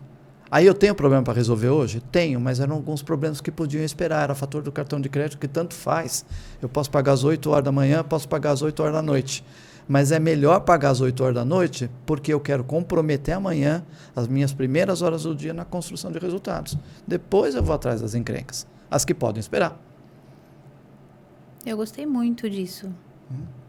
E dentro do trabalho, né, tem até uma, que eu não vou lembrar, talvez você lembre, não sei se é diagrama, teoria de sei lá o quê, que é o 20-80. Os 20% que você tem que fazer... Diagrama de Pareto. É isso. É. Que vai dar o resultado 80% maior, é isso? Vamos voltar, inclusive, naquela história lá do trabalhar menos. Tá? A grande maioria das coisas que a gente faz, mesmo as coisas do trabalho, da agenda de trabalho, a grande maioria contribui muito pouco para o resultado. Tá? Então, o Pareto... É verdade, né? A história do Pareto, que na verdade nem foi meio ele. Tá? Tem toda um drama aí, né? Pareto foi um matemático italiano, né, que descobriu que 80% da renda italiana estava na mão de 20% da população, os italianos ricos. Lógico, né, por consequência, os outros 20% do dinheiro que circulava na Itália estava na mão dos 80% da população italiana. Acho que parece o Brasil, eu acho. A mesma coisa que acontece hoje no Brasil e no resto do mundo inteiro, tá? Observando até alguns exemplos que chegam a ser medonhos, né? De 3, 4 pessoas, né? Com bilhões, né? Com bilhões e bilhões, tá? Aí, anos mais tarde, se eu não me engano, foi o Juran, alguém da área de gestão pela qualidade, fazendo um experimento numa linha de produção, acabou percebendo o seguinte, que 20% das causas de acidente de trabalho geravam 80% das ocorrências. 20% das causas? Das causas gerava 80% das ocorrências. Sei lá, um piso escorregadio. Ok. Né? Então, né, a quantidade de pessoas que escorregavam, caía, fazia uma fratura, alguma coisa, era 80%, né? E aí ele lembrou dessa história, viu, eu vi esse um dia desse aí, Pareto, tal. E aí a gente acabou percebendo, né, esse profissional de qualidade, ele acabou percebendo que existe meio que uma insistência desse negócio se repetir em praticamente tudo que a gente faz. Olha. Né? 20-80. 20-80. Né? 20% das causas geram 80% dos resultados. Em tudo. Tá? Pega uma empresa comercial. Tá? 20% dos produtos do portfólio de produtos, normalmente 20% gera 80% dos resultados. Nossa. Nas pizzarias, eu gosto do exemplo de pizzaria. Você pega um cardápio de pizzaria, você tem naquela infinidade. Né? Mas mussarela, calabresa... 20% que dá 80%. 20% que dá os 80% de resultados. Que legal. E aí dá para aplicar isso aí, obviamente... Na administração do tempo. Tá? 20% do seu tempo vai gerar 80% dos seus resultados. Desde que sejam 20% bem aplicados. Bem aplicados. Se a gente imaginar 8 horas por dia, então eu tenho 1 hora... Aí o pulo do gato é o seguinte, 8 horas, não, uma jornada de 8 horas por dia, você reserva 2 para gerar resultado. Aí você fala, putz, mas não é pouco? Não, porque se essas 2 horas forem bem empregadas, elas vão gerar resultados extraordinários. E aí, o que eu faço com as outras 6 horas? Aí você tem reunião, aí ligação para fazer, aí de repente é deslocamento, sabe? Sair da empresa e visitar um cliente não sei aonde e tal. Então, as atividades menores, atividades de rotina e tal, né? Que vão também consumir tempo. Sim. Né? E consomem uma parcela maior de tempo. Sim, e que impactam menos. E impactam menos. Né? Geram menos resultados. Óbvio também, se você... esse 20-80 é só meio que um parâmetro. Tá? Você pode ser 30-70. Ok? Então, vou das minhas 8 horas da jornada de trabalho, eu vou dedicar 3 horas a gerar resultados. E vou reservar 5 para o resto, para as reuniões, para os deslocamentos, para a ligação telefônica, não sei o quê. Não, vou um pouco mais além. Eu quero 4 horas para gerar resultados. E mais 4 horas, as outras 4 horas para todo o resto. De modo geral, o que acontece na empresa, no organograma? As pessoas que ocupam cargos de liderança, né, elas deveriam tá? Dedicar mais tempo à construção de resultados, Claro. tá? E menos tempo para as atividades menores. Acaba não acontecendo com muitos por causa das reuniões. Reuniões, então, é um grande desperdiçador de tempo, Reunião, né? o que acontece? Reunião é Pra uma que ferramenta reunião? sensacional, É. tá? Assim, tem pouca coisa que é tão boa quanto uma reunião numa empresa. Desde que... Desde que aí tem os problemas, né? O que acontece com reuniões? Muita reunião muito extensa, reunião com muita gente. Então, assim, qual que é o truque? Principalmente sem plano de ação, né? Sai de lá sem plano de ação. Sim, eu falo que é o truque do 3 menos. Menos reuniões, em menos tempo e com menos pessoas. Porque o que acontece também em reunião? Quando você está numa reunião, você não está produzindo. Sim, com certeza. Você está discutindo sobre produzir, mas não está produzindo. Você não está gerando entrega. Sim. Né? Tem uma ocasião, eu atendi uma montadora, que eles faziam tantas reuniões lá dentro, uma montadora de veículos, que eles tinham uma brincadeira interna entre eles, que eles brincavam entre eles falavam assim, quem está fazendo os carros? Porque era todo mundo o tempo todo enfiado numa sala de reunião. Eles falavam, não, graças a Deus que tem alguém na linha de produção Ainda bem que apertando o tem os robôs. parafuso, fazendo uma solda, lá tem alguém fazendo o carro, porque o resto a gente não faz, porque a gente só fica em reunião. Não tem como você gerir uma organização sem que hajam reuniões, mas assim, não precisa ser tantas, não precisa durar tanto tempo e não precisa enfiar todo mundo dentro da sala lá. E aí você chega lá e fala, gente, vamos diminuir essas reuniões? Você fala isso para as empresas? Sim, eu faço inclusive esse trabalho de consultoria, né? De otimização de reuniões e basicamente o que eu faço nesse trabalho de consultoria é justamente isso, é enxugar. O que mais me incomoda em reunião é você sair sem plano de ação, sair sem saber, falou, saiu de lá e ninguém não ficou definido quando, para quando, E quanto você perdeu nisso? Quanto tempo das horas somando de todas aquelas pessoas? Aquele tempo, esse pessoal não está de graça. Sim. Então, estou pagando por aquele tempo, eu estou jogando esse tempo fora, esse tempo podia estar fora da sala, produzindo, está consumindo insumos, energia. Gente, vamos prestar atenção nas reuniões aí. O pessoal fala, né? Podia ser um e-mail, né? Tem Justo. um monte de reunião que podia ser um e-mail. Sim. Pessoal, vamos fazer isso dessa forma. Ô, Sérgio, você faz acho que é uma palestra, que é como gestores podem garantir que as equipes utilizem o tempo corretamente, principalmente no home office. É isso? É uma palestra? É o quê? Também faço. Também faz. Faço, Claro, o Sérgio sim. está fazendo aqui de tudo. Tudo que é sobre o tempo, é isso aqui. Tá bom. E essa palestra, eu me interessei muito no tema dela, porque assim, o que reclamam muito, né? Falam, mas como é que eu sei como é que eu gerencio o tempo da pessoa no home office? Ou como é que eu gerencio isso no home office? Está longe. Inclusive, é uma grande preocupação em diversas situações, tipo a cultura, né? Que não é o caso aqui. Sim. Como é que eu faço o meu colaborador perceber a cultura da empresa lá no home office? Como é que eu percebo? E um monte de coisa. E o tempo é um dos aspectos. Como é que a gente pode ajudar esse gestor, tanto a ajudar, porque eu penso que esse é o papel do gestor, né? Ajudar Você quer gelada mesmo? Tá ótimo. Tá bom?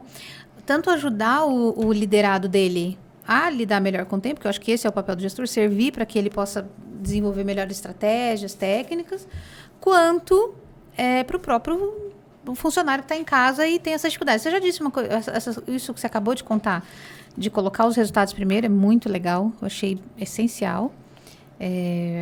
Muda um pouco, acho que a cabeça das pessoas, que a gente pensa que a urgência tem que ser primeiro, a urgência tem que ser primeiro, acho que muito legal. Mas como é que a gente pode ajudar esses gestores? Então, o que acontece com essa história do home office? A grande revolução do home office, para que ele dê certo, porque eu acho que a gente ainda está caminhando para. Eu não diria que a gente já tem um movimento, uma transformação consolidada. É de mudança cultural, né? Porque o home office ele não funciona no modelo escravocrata. Sim. Né? Você tem que entrar esse horário, sair aquele horário, bater o cartão para entrar, bater o cartão para sair. Né? Porque eu não tenho esse controle. Né? Por mais que exista, tem recurso para isso, sim, né? Recurso tecnológico lá, que fica de olho no cara, o que ele está fazendo em casa, esse tipo de coisa e tal. Mas assim, não precisa. Né? O home office, ele caminha, ele conduz para aquele acordo mais maduro, né, mais inteligente de trabalho, que é eu te contrato para que você me gere entregas.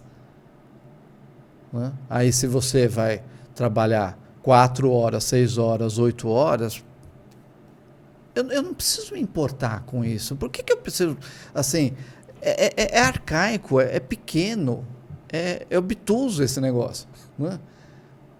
Que diferença faz para mim se a pessoa que está em casa, eu sou um gestor, eu tenho lá 6 pessoas que estão trabalhando em casa, que diferença faz para mim se elas trabalham 4, 6 ou 8 horas, desde que elas entreguem? Então, eu tenho que gerenciar o resultado. O resultado. Então, chega lá segunda-feira, vamos fazer uma reunião lá no início da semana, olha, eu quero que até sexta-feira me entreguem isso. E aí ele fala, tá? Tô aqui imaginando. Sim. Mas eu não tenho tempo. Não tô conseguindo fazer, tô muito sobrecarregado, tô sem tempo. Aí me contrata que eu vou fazer. Ele não é bobo, Brasil, ele não é bobo. Por que nós trabalhamos 8 horas, você sabe? Olha, eu sei porque eu li seu livro. Então fala, porque nós Não, tô brincando. É aquelas 888? É. Então eu anotei aqui, Revolução Industrial. Revolução Industrial. Quer dizer, isso é pré-histórico. Mas eu achei incrível. É um equilíbrio perfeito. 8 trabalho, 8 lazer e 8 descanso. Sim. Deveria ser, né? Porque o que acontecia? Então, na Revolução Industrial, principalmente nas tecelagens, as pessoas trabalhavam. Tem até uma série muito legal, acho que na Globoplay, que tem essa série que chama A Fábrica. Acho que é na Globoplay, né? Que mostra lá o pessoal, um regime lá de jornadas de trabalho que não infinitas, né? Trabalhava, né? E aí começou, né, os embriões, né, dos movimentos sindicalistas, e aí um dos primeiros sindicalistas, Richard Owen, Robert Owen, lógico, né? Sérgio. Né? Que ele veio com essa, falou, não, 8 horas para o sujeito trabalhar, 8 horas para a vida dele, né, e 8 horas para dormir, né? E aí se criou esse padrão da jornada de trabalho de 8 horas. Olha só que absurdo isso. Por que eu falo que é pré-histórico? Porque a gente tem recurso hoje para produzir muito mais com menos tempo. Sim, não tenha dúvida. Né? Tanta tecnologia, tanta ferramenta, tanto processo, né? E seria muito mais inteligente a semana de 4 dias. Sim, tá? claro. Porque o que acontece também? Vamos olhar para o outro lado. Tem muita gente desempregada aqui em todo lugar do mundo. Certo? Se hoje fosse um padrão, uma jornada uma jornada semanal de 4 dias, esse 5º dia, né, livre, a pessoa vai fazer o quê? Vai para o teatro, vai consumir no cinema, vai consumir e vai gerar mais emprego. É verdade. Faz muito sentido. Você vê muita gente trabalhando demais. Indo para o trabalho demais. Indo para o trabalho, né, para botar o paletó na cadeira lá, para ser presenteísta, né, ficar consumindo energia da empresa sem fazer nada. E gente procurando o que fazer. Né? Então, reduz a jornada de trabalho. 6 horas. Reduz a quantidade de dias úteis. Testa, né, Sérgio? Assim, uma coisa que é interessante, testa. Sim. Você pode testar, faz um acordo lá com o sindicato, porque no Brasil a gente tem essas exigências. Faz o teste. Sim. É simples assim, a gente tem vários estudos já, se eu não me engano é Finlândia mesmo, ou Suécia, que tem 80% das empresas já estão aplicando 4 dias por semana. Justo. E não tem diminuído nada em produtividade. Então, chama a galera lá e fala, olha, gente, vamos fazer um experimento? Sim. Né? Se a gente reduzir a jornada de trabalho, vamos fazer isso gradativamente. Vamos reduzir a jornada de trabalho, vamos tirar 1 hora da sexta-feira. Né? Todo mundo vai sair mais cedo na sexta-feira, 1 hora a menos. Vocês garantem que vocês vão fazer a mesma entrega? Gente, quem que não vai aceitar isso? Quem que não vai se virar do avesso para 1 hora a mais? Né? Olha, deu certo tirar 1 hora da sexta-feira. Vamos tirar 2 agora? A gente tem que ser arrojado, né? As empresas precisam... Né? Tem um negócio curioso no home office que... eu acho péssimo falar isso, né? Que era o lado bom da pandemia, né? Não teve, né? Mas vamos lá. A gente já tinha tudo. Não se criou nada de novo para que o home office fosse possível. Eu vou te contar uma coisa. Não. Como é que eu vou contar? Eu vou contar. Seja o que Deus quiser. Conta. Eu trabalhei em empresa de engenharia há muito tempo. E em empresa de projetos de engenharia. Então, não é empresa construtora. Fazia projetos. Sim, sim. E aí a gente fazia proposta de trabalho, proposta para poder vender os serviços, né, para empresa privada, empresa pública, tal, não sei o quê. E assim, era muito alto o custo do profissional no escritório. Tudo, água, luz, telefone, prédio, tem que ser um prédio bacana, um lugar bacana, não sei o quê. Muito alto. E por muitas vezes eu falei, por que a gente não faz home office? Imagina, você tá louca, mulher. Não dá certo, não tem como. Isso faz, assim, 10 anos atrás. Gente, mas como não tem como? O mesmo software que usa aqui, usa em casa. Mas como? A gente precisa da equipe aqui. Porque a gente precisa olhar seus projetos, isso aqui, não sei o que, não sei o que. E assim, era uma coisa que se há 10 anos Senhor tivesse... feudal. É muito doido isso, porque não tem como, não tem como, não tem como. Eu fico imaginando, se há 10 anos atrás tivesse falado, não, vamos testar, vamos ver se dá mesmo. E aí os preços provavelmente ia diminuir muito e a empresa ia crescer absurdamente. Sim. Bom, hoje eles estão, 3 anos aí em home office dando super certo. Sim. Então, é muito doido isso. O modelo 100% remoto, eu tenho minhas reservas, não acredito. Né? Eu acho que tem que ter, sim, algum momento que você vai à empresa, cultura, né? Não só cultural, mas assim, que se relacione com colegas, assim. Sim. Né? A grande maioria das pessoas numa organização trabalha em equipe, quer dizer, ok, dá para fazer trabalho em equipe remotamente, esse tipo de coisa. Mas né, tem a questão do sangue mesmo, dos olhos nos olhos, tal, isso faz diferença, né? Não, eu acho que até acho que mais, nem tanto no quesito trabalho, Sérgio, na minha opinião, tá? Superficial. Eu acho que no quesito relacionamento, no quesito competências sociais, que é muito importante você, de vez em quando, tá com pessoas, tá? Isso, aliás, foi uma das premissas da gente aqui, né? Que é fazer pessoalmente, né, Léo? Eu estava pensando exatamente a mesma coisa. Que tinha, obviamente, a possibilidade de fazer online, como muita gente faz online, mas a ideia era também trazer para o presencial, ter esse olho no olho, né? Um pouco do que a gente perdeu na pandemia e que a gente quer reconquistar também. Com certeza. Bom. Mas você vê no home office, né? O Zoom. O Zoom já estava aí faz tempo. Sim, todas as ferramentas. Já estava tudo disponível. Sim. Eu acho que falta um pouco da... Eu acho que alguns empresários já estão com essa mentalidade, têm visto isso, de realmente ser mais arrojado. Fazer teste, eu acho que tudo é teste. Testa, vê se no seu negócio... Claro que não é todo negócio. Restaurante não dá para você fazer isso, né? Sim, claro. Tem um negócio que não dá para fazer isso, mas tem negócio que dá. E mesmo muitas empresas onde é possível que boa parte dos colaboradores façam home office, outros tantos não podem. Tudo bem. Sim. Mas eu acho que é a questão de testar, de verificar. E tem umas economias que você também tem, como a gente já comentou aqui. Eu acho que é arrojar mesmo, sabe? Um pouco. E como acreditar. Tudo, né? Assim, generalizando. Tem o jeito certo e o jeito errado de fazer home office. Né? Porque tem a crítica. Não, mas aí tem gente que é gestor, que critica o home office porque não consegue, quer o controle, não sei o quê. E tem gente que está executando, que está trabalhando em regime de home office, que está se queixando que está trabalhando demais. Mas aí está trabalhando demais por quê? Porque não está organizando direito a sua agenda. Né? Não está administrando direito o seu tempo. E quando eu sei essa pessoa provavelmente teria os mesmos, se não os mesmos problemas, mas assim ainda teria problema com a administração do tempo na empresa. Sim, verdade. Quem faz direitinho, trabalha em casa, trabalha menos tempo e produz mais em home office. Sim. Mas desde que faça direito, é lógico. Sim, claro.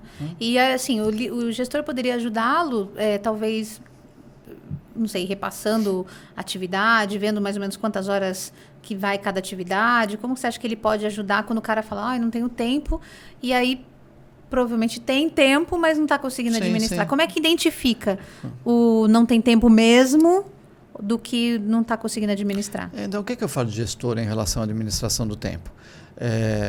Você fez lá o contrato com a empresa. Então, vou dedicar 8 horas do meu tempo para a empresa. Quem é gestor, ele tem um compromisso maior com o tempo, porque são as 8 horas dele, mais as 8 horas multiplicadas pela quantidade de pessoas que ele tem na equipe. Né? Então, sei lá, eu tenho uma equipe de 10 pessoas, cada uma me entrega 8 horas por dia, eu tenho 80 horas mais as minhas 8, então eu sou responsável por transformar 88 horas em resultados. Olha. Já toma outro tamanho, Não né? é? Certo? Não é só a minha agenda. Eu tenho que me ocupar com a agenda dos meus subordinados, com a minha equipe, que o tempo que a empresa está comprando deles, está contratando deles, que esse tempo gere resultados.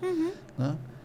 Então, é bem isso. O que você está fazendo com o seu tempo? Como que você está fazendo a sua entrega? Você está priorizando o quê? A tua gestão é gestão por crise? Você está olhando primeiro para a encrenca ou você está priorizando, né, colocando na frente a entrega de resultados?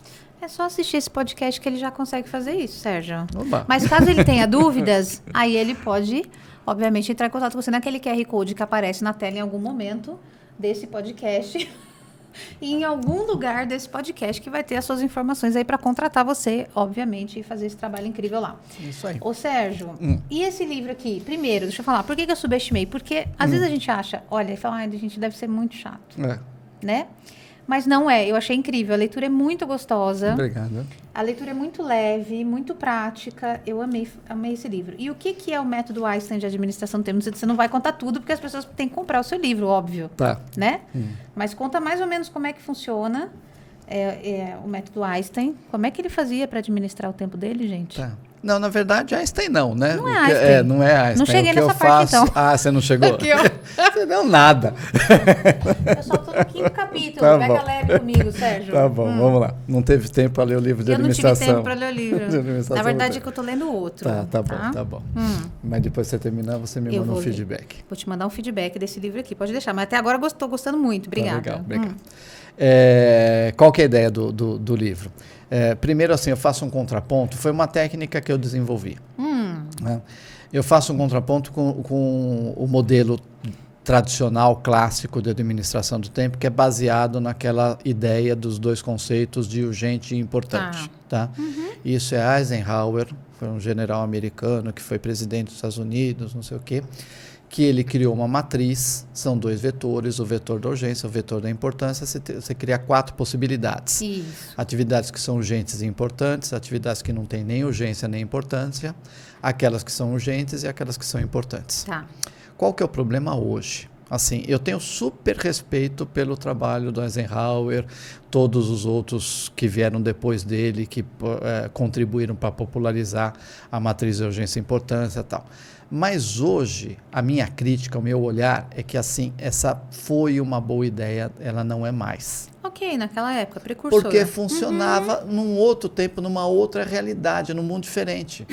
Hoje vou atender uma empresa, a empresa me contrata lá, vem atender aqui, vamos dar uns cursos de administração do tempo e tal. Aí eu pego uma turma lá e eu começo a falar de urgência e importância, viro os participantes, levantam a mão e falo, Sérgio, ó, cara, aqui tudo é urgente. Tudo é urgente. Tá? Porque o que é básico na administração do tempo? Você tem que ter um critério, seja ele qual for, um filtro, para mostrar para você que A é diferente de B, que é diferente de C. Porque se é tudo igual, né, você não consegue priorizar. Você tem que entender qual que é aquela atividade que gera mais impacto e aquela que não vai fazer diferença alguma. A matriz de Pareto lá, né? O diagrama de Pareto. Quais são os 20% que vão gerar 80% de resultado e qual que é o 80% que não vai praticamente contribuir em nada.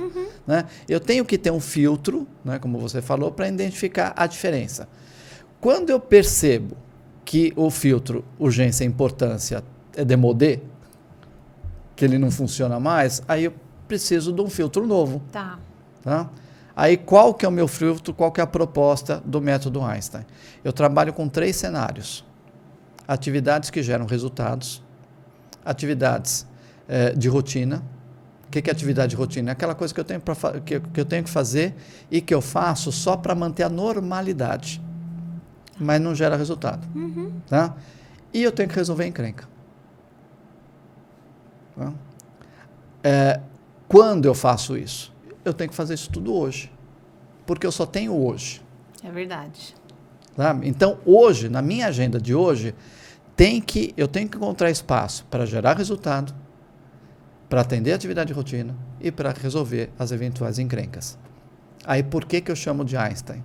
Porque Einstein dizia que essa história de passado, presente e futuro, isso é uma ilusão da nossa cabeça. A teoria da relatividade comprova que passado, presente e futuro coexistem, né? Que é o que eu tenho que fazer na minha agenda. Eu tenho que construir uma agenda onde eu tenho tempo para o futuro, que é construir resultados, onde eu tenho tempo para o presente, que é atender às atividades de rotina, e onde eu tenho tempo para resolver as encrencas que normalmente vêm da onde? Do passado. Do passado. Quantas vezes você está fazendo o seu trabalho, alguém aparece com uma encrenca lá e fala, eu preciso da solução disso. Aí você vira e fala, para quando? Para ontem. Para ontem. Né? Aí, basicamente, resumindo, tá? Uma coisa que a gente já viu. O melhor dos mundos. Começa os seus dias gerando resultados. É o teu tempo para o futuro. Eu chamo de o que temos para amanhã. É o que eu faço hoje para gerar resultados para o futuro. É meu projeto, é minha pós-graduação, é minha graduação, é a reforma da minha casa, tal. Aquilo que hoje é aquele tempo que eu dedico hoje para gerar resultados para o futuro. Aí depois eu tenho o que temos para hoje. O que temos para hoje é as atividades de rotina, tá? Que, insisto, a gente faz porque tem que fazer e porque elas contribuem para manter a normalidade, mas não tem ganho. O ganho já veio antes, quando eu atendo o que temos para amanhã. O que temos para hoje é o quê? Arrumar cama, lavar louça, levar o lixo para fora, passear com o cachorro, pagar a conta, né? As atividades de rotina que demandam tempo. E aí vai surgir encrenca, porque encrenca, né, tem quase todo dia. Né? Com certeza. Aí, quando tem encrenca, o que temos para ontem? Né? O que eu vou resolver hoje, que na grande maioria das vezes, da onde vem os problemas? De coisas que a gente deixou para trás. Sem dúvida. Eu faço uma outra analogia no livro, fugindo do Einstein, com a forma como a gente usa dinheiro. Dinheiro é a mesma coisa. Tá? Fazer até essa comparação, que eu disse isso já. Tempo é o quê? Tempo é um recurso. Dinheiro também é um recurso. O que é recurso? Recursos são os meios que eu disponho para realizar algo. Eu realizo com tempo, eu realizo com dinheiro. Qual que é a recomendação que esse pessoal, como que é, os gestores de finanças pessoais, que recomendação que eles dão para a gente em relação ao nosso dinheiro? Eles falam assim, pega a tua renda e divide em 3. Parte da tua renda você vai investir, vai aplicar, vai colocar numa poupança, vai comprar fundo imobiliário, ações, títulos do tesouro, que é um dinheiro que você reserva hoje para o seu amanhã. Isso. Parte da sua renda você reserva você vai destinar para pagar as tuas contas. Pagar as contas, escola dos filhos, seguro, comer uma pizza no final de semana. E reserva também um tanto para imprevisto. Claro. Que não é o dinheiro da aposentadoria, é diferente, né? É uma terceira parte. Sim, ok? Sim. Tá? Mal e mal comparando, a mesma recomendação que eu faço. Você pega o seu tempo e divide em 3. Para gerar resultados para o futuro, para atender as demandas imediatas, para resolver problemas. Incrível. Eu adorei, Sérgio. Gostei. Gostou? Posso vir mais vezes? Olha, você fala com aquelas senhoras lá, meu filho, você agenda, você vê quando você quiser, Okay. entendeu? Que não tem problema. Sérgio, faltou alguma coisa a gente conversar? Eu adorei o que a gente conversou até aqui. Tem uma última colocação que eu gostaria de fazer. Por favor. Percam tempo. Percam tempo? Porque assim, uma angústia, né? Uma cobrança da administração do tempo. O tempo tem que ser produtivo. Né? Mas tão importante quanto o tempo produtivo é o tempo que a gente perde. É importante a gente também ter um tempo para não fazer nada. Perder bem, né? Perder bem. Tá bom, percam tempo então, mas desse jeito aqui do que o Sérgio está falando, Por né? exemplo. Andando de bike. Andando de bike, com os amigos, com a família, ou não fazendo nada. Né? Tá certo. A gente precisa de tempo para tudo, mas a gente também precisa de tempo para não fazer nada. Tá certo. Né? Tá ótimo. Legal? Sérgio, muito obrigado. Eu que agradeço. Muito obrigada pelo seu carinho. O Sérgio mandou antes para mim esse livro lá em casa. Muito obrigada. Imagina. Já comecei e tô adorando. Super indico, gente. Olha, vale muito a pena. Todas essas dicas que o Sérgio deu, todos esses pensamentos, vale muito a pena. Porque a nossa vida está sendo engolida e, às vezes, é aquilo que a gente falou no início aqui do podcast. Os arrependimentos, quando a gente está lá na UTI. Tem um livro, até você cita aqui, e a gente já conversou em outros podcasts também sobre esses estudos dos maiores arrependimentos. E entre eles é sempre queria ter mais tempo com meu filho, com minha família, queria ter me divertido mais, queria ter tido tempo para isso. Então, o tempo é hoje, né? O tempo é hoje. Quer garantir alguma coisa? Compra esse livro, segue o Sérgio lá nas redes sociais, para a gente conseguir administrar melhor o tempo hoje, para a gente não ter tanta infelicidade depois também, né? E não ficar doente também, né? Sim. Tem tanta coisa envolvida com como se a gente administrar mal, quanta coisa está envolvida com isso. Sérgio, muito obrigado pela sua presença. Eu que agradeço. Super obrigado. Obrigada a você. Gente, o QR Code do Sérgio deve estar na tela de novo, né, gente? Está na tela, sim, que eu sei. E todo mundo rindo. Todo mundo ri, porque é uma tela imaginária aqui pra gente, né? Então tá aqui, é imaginário. Mas vão lá, as redes sociais do Sérgio vão estar lá, mais informações. Então é isso, gente. Por hoje é só. Muito obrigado, Sérgio, pela sua participação. Obrigada a você que está aí. Curte, se inscreve no canal, compartilha com seus amigos que precisam ouvir esse podcast que foi incrível. Muito obrigada. Obrigado, eu. Beijo, gente. Até mais. Tchau, tchau.